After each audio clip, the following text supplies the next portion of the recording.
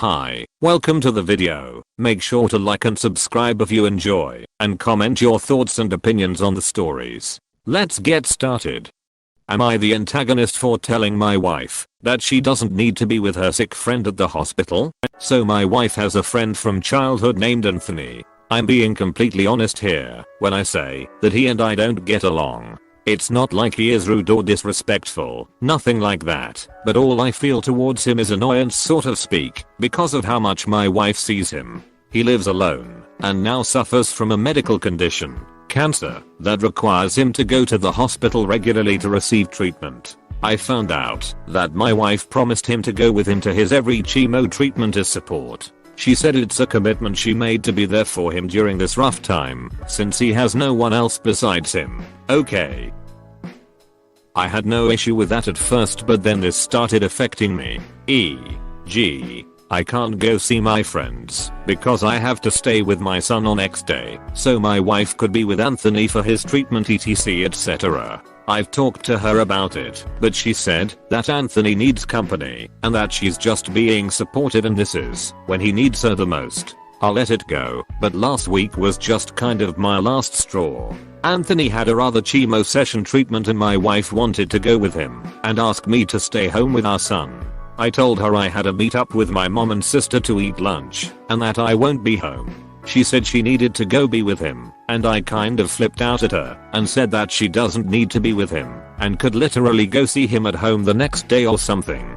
She threw a fit and called me cruel for forcing her to leave Anthony by himself, since she's all he has, and that I was making her look bad. She also said my appointment with mom and sister wasn't as important as a chemo session, but I decided to just leave to end the argument. She ended up staying at home, but kept ignoring me when I got back, calling me selfish for not letting her be there to support Anthony with what he's going through. Some of her girlfriends think I'm being a controlling jerk with no consideration for Anthony and what he's going through. Am I the antagonist? Now for the top comments. AITA. Oh no, you have to look after your son and be a parent for what, once every week or so? How often do you let your wife have a break before this whole chemo issue and taken your son out just by yourself? You could have seen it as an opportunity to have a father and son day, or asked your mom and sister to rearrange it. You lack absolutely any empathy. Time to be a decent father and husband and actually look after your son and spend time with him while supporting your wife's emotional needs. Did you really type all that out without realizing you're the a-hole? AITA. Chemotherapy might take several hours, so I understand son can't accompany wife to hospital. But why can't you bring him to the lunch? Yes, yes and yes. You're the a-hole. The day you get cancer, I hope you remember you thought lunches should take priority over supporting the sick person, and I hope your wife remembers it too and goes out for a nice lunch and let you deal with your treatments by yourself. Some guys would be overjoyed that they have a wife that is loyal and caring, but you whine over it. AITA. Your son should be a higher priority than you going to lunch or hanging with your friends. Also, chemo is hell. Nobody should have to go through it alone. If Anthony has only your wife for support, so be it. Also, why couldn't you just take your son to lunch with your mom and sister? He probably would have liked to get out of the house for a bit, see his family, and spend time with you. Dick move. Opus. That's the same thought I had. His mom and sister would probably be happy to see his son. Am I the antagonist for asking neighbors to hang out elsewhere? So, I live in a small apartment complex. My nearest neighbors are a group of college students. Nothing wrong with that. I don't know them well, but we're always polite to each other. This problem has only arisen recently. For some reason, this group and some additional friends have decided to start hanging out in the hallway outside of my apartment. Literally just hanging out and talking. Things they could do in their own space. I work from home, and this has been a nightmare in meetings. I can hear them in the hallway, as can my coworkers. They're college kids, so some of their discussion isn't exactly office appropriate. Nothing wrong with that. I'm not a prude. It's just not workplace talk. Yesterday I got especially fed up after they were especially loud during an important meeting with my supervisor. I went into the hallway and just politely asked them if they could please hang out somewhere else. I explained my WFH situation and told them that I could hear them. They took it poorly. They started telling me that they live here too and can hang out wherever they want in the building. One of the friends, not a resident, called me a bitch and told me to soundproof better. One of them implied that WFH isn't a real job, which is rich considering that none of them work during summers. Their parents foot the bill. I feel like I was justified. But surprisingly my mom agreed with the neighbors. She insists that they live there too and have a right to the hallway. So, am I the antagonist? I'm at my wit's end. Now for the top comments. Ask the building manager to ask them to not hang out in the hallway. Maybe ask your neighbor if it bother them. Then you have at least one person supporting you if they escalate. Not the a-hole. Don't live in the hallway. And honestly I wouldn't be surprised if the building management has a policy against loitering in the halls. As a woman I'd be super intimidated if a group of rowdy college boys were hanging out in the hallways and I had to walk past them in order to leave my home. Edited for autocorrect errors. NTA. Contact your landlord. They live in an apartment, not the walkway that goes past the apartment doorways. That's a communal area and they need to respect the other tenants while using communal areas. Am I the antagonist for telling a woman I'm not leaving until I get paid after she said she's not paying? I am 20. I'm working as a delivery driver for a restaurant for the summer to help pay my tuition. Our restaurant handles a lot of big catering orders and they ask the drivers to deliver those. Yesterday they asked me to deliver a catering to a grad party. Everything went smoothly and I arrived with the food. After I set the food up on their tables they said it wasn't enough to feed 100 people like they indicated. I said that they ordered food enough for 100 and this is what the restaurant gave me. They said that this was definitely not enough and told me they would need more. I told them that they can call the restaurant and order more, but they still owe me for the food. The lady told me she's not paying me until she gets 100 people worth of food. I said please I can't get skimped on a massive catering, I'll have to pay for it out of pocket. Keep in mind their bill was around $1,200 and they only put 20% down. I had already decided I'm not getting tipped, I just can't afford to get skimped like this. I told her I'm not leaving until they pay and that I'm not going to let them eat until they pay. As per our catering contract that's policy. They paid and I thought it was all settled until they came in the next day asking for me and they started yelling at me. My boss told them we're sorry and that he'll deal with me. Then he gave them a gift card. After they left he said I should have called the restaurant and figured something out. He said it's not a big deal, but I shouldn't have done that. I agreed to get him off my ass, but I don't think I was in the wrong. Now for the top comments. NTA 1. There's no way it's legal to get you to pay out of pocket if someone doesn't pay for an order too. Your boss seems like a dick. I would have told him about the incident after it happened, even though you thought it was settled. Came here to say 1. Lol, they can get in serious trouble if they do that shit. Absolutely. I used to be a server at Denny's and I've heard managers threaten to make me pay for a walkout. Told him if they did, that I'd take them to the labor board. Then they filed the police report, like they were supposed to. NTA, but after 20 years of dealing with the lovely general public, remember for every interaction have an ASAS covering exercise. Next time someone gives you any shit, just smile and say I hear what you're saying, lem just phone my boss. That way if they don't like what you're saying it's boss said so. Ain't up to me. And if your boss gives you shit you say I was following instructions. Am I the antagonist for refusing to come home until my house is back to the state I left it in? I can't believe I'm here posting this, but I'm starting to feel awful over it, so maybe you guys can help. I, 36F, had to take my child, 11, to camp last week. We left on a Friday and returned home this last Friday. My husband, 38 male, was not able to get the time off of work, so he stayed home. This is not new for us. Typically we switch years on which parent take time off to go. This is a last year having to a very parent attend. Before I left, I cleaned the house, made a few freezer meals. I don't trust him in the kitchen as he can't cook to save his life. Not a problem for me, and generally just wanted to make things easier as he was going to pick up a lot of overtime while we were gone.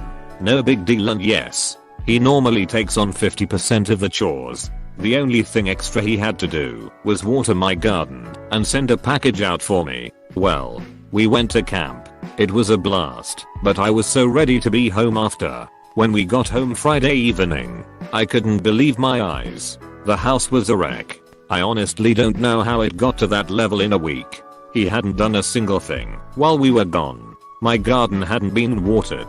The package hadn't been sent. The living room and kitchen looked like a hurricane had went through. I was beyond mad and packed our child and I some clean clothes and checked into a hotel. When husband got home, he messaged asking where we were. I told him a hotel and that we were staying until the house was back to how I had left it. He complained saying it wasn't that bad and he needed help to clean half of it because that was our jobs. I told him I didn't make half the mess, so I wasn't cleaning it. It quickly devolved into a huge fight where he thinks I'm the ass for not doing my half of the chores when I got home. Am I the antagonist here? Now for the top comments. NTA. If he wants to be lazy while you are gone, cool. Now's his chance to do so without it affecting anyone else. But he can say least whip round on the last day and get it up to standard. I'm impressed that he doesn't think it's that bad, but needs help to clean it up. Pick a side, dude. If it ain't that bad, do it yourself. NTA. If you both do 50% of the chores, then how did he trash 100% of the house in 1 week? For him to trash the house in your absence and still expect you to do half the work to clean it, major entitlement issues on his part. And for him to say cleaners are a waste of money, he comes across as someone who thinks domestic duties are beneath him.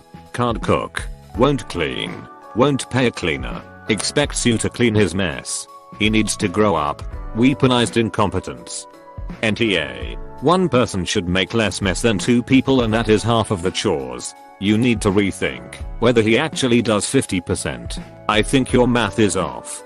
3 people really? The kid wasn't there either. My kid is the only source of mess. I'm a grown man, I can keep the house clean by myself.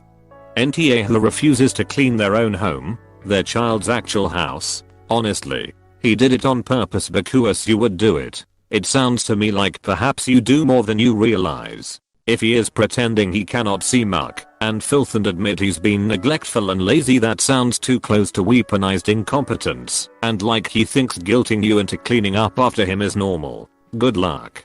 He sounds shit. Am I the antagonist for cancelling the trip after my fiancée decided to bring her 10 years old son with us? I, male 33, have been with Natalie F 32 for 2 years. We are getting married soon, and she shares custody of her 10 years old son with her ex-husband. Ever since her ex-husband got sick, Natalie kept bringing her son over more often. Sometimes her mom would take him due to work, etc. We've been having issues because of that, because Natalie has to bring my stepson with us whenever we go. We started going out less and less. Since it's been a month since we've gone out, and since her ex has gotten better, I've arranged for a trip to the beach for the weekend. It's supposed to be a couple's getaway. She was excited for it and prepared for everything.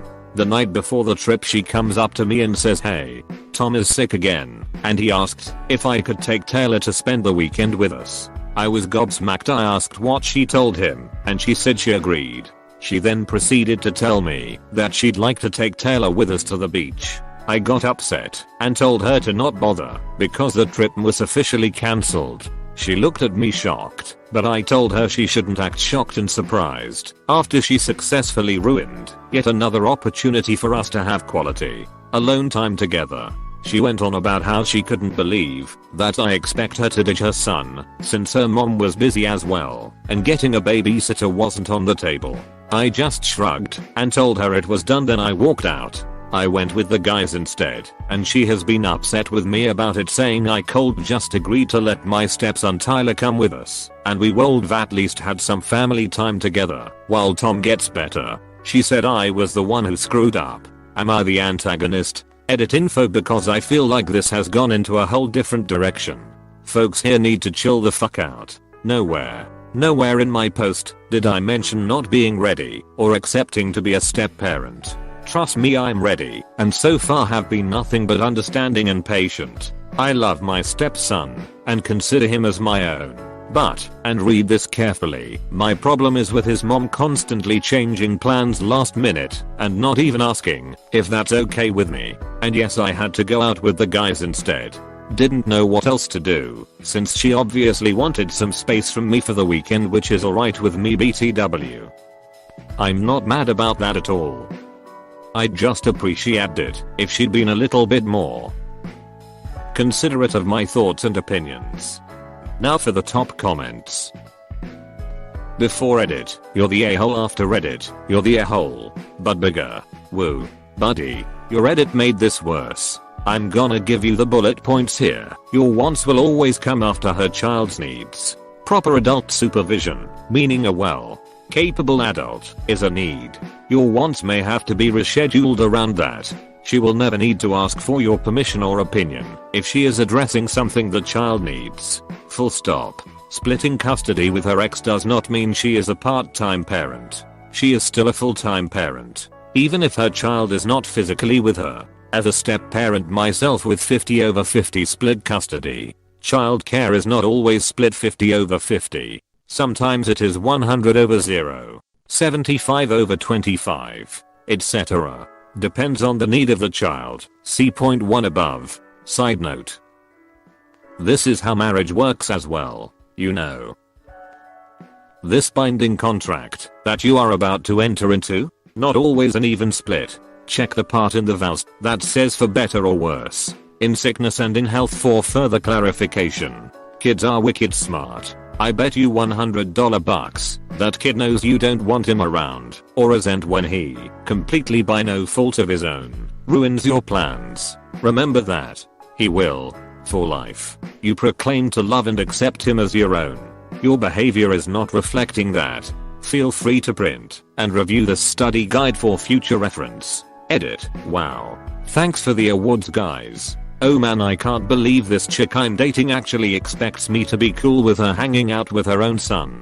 Am I the asshole? I love this so much. Perfectly conveys the vibe. For fuck's sake. She didn't change the plan because she wanted to. Her ex got sick. Just what exactly did you expect her to do in this situation? Drop the kid off at the orphanage? Leave him home by himself? You're the a-hole. You said in a comment that you love the kid like your own. Did you call your family to see if anyone could watch him?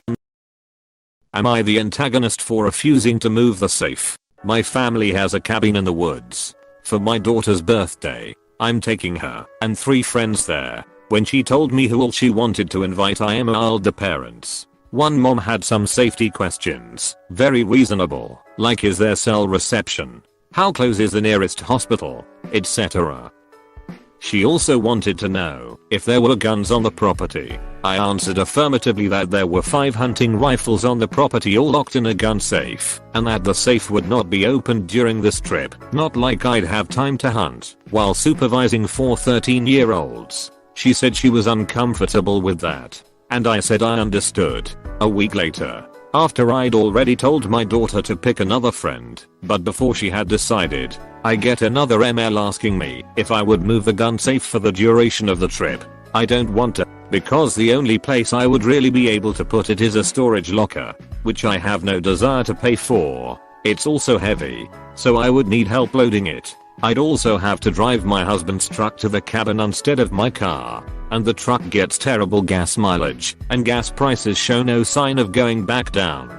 It'd also just be a huge hassle. The other mom is kind of upset, and I do feel bad. She said I'm excluding her daughter. However, and I may be the asshole for this alone, I think it's really tacky to accept an invitation with conditions. I think if someone invites you somewhere, you should say yes or no. Not that you'll only come if X condition is met. Just feels rude. My husband says I should have just lied, but I think that's gross. She has the right to keep her kid away from guns, even ones locked up, but I also don't feel obligated to move the safe. Is this an R move? Now for the top comments. NTA. Moving a safe is a pain in the ass. You are being a responsible gun owner. Everything is locked up and safe, and you are being honest about it. The mom has every right to make her own decision of allowing/not allowing her daughter to go, but pushing you to move the safe is out of line emo. IDK about ops safe. but the one the previous owner moved out of our house was like 700 lbs. There's a reason it was the last thing out.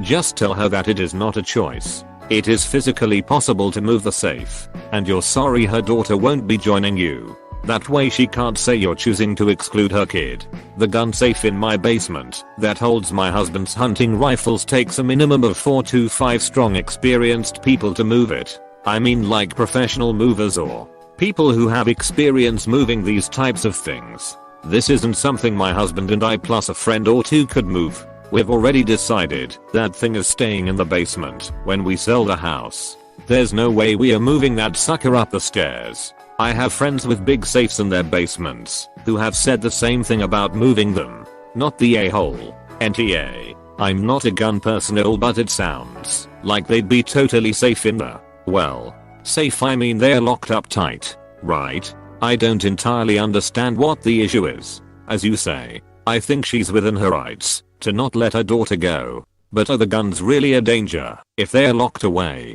I agree with you that it's not right to accept an invitation with conditions, but particularly when those conditions feel so arbitrary.